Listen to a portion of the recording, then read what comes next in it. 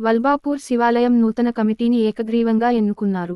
అధ్యక్షులుగా పల్లెబోయిన రాజ్ కుమార్. వీణవంక మండలంలోని వల్బాపూర్ గ్రామ శివాలయం నూతన కమిటీ ఎన్నుకున్నారు. గౌరవ అధ్యక్షులు కలువల సదాశివరెడ్డి, సలహాదారులు వడ్డేపల్లి రాజగోపాల్, నామిని విజేందర్, జీడి దేవేందర్, వీరబోయిన శ్రీనివాస్.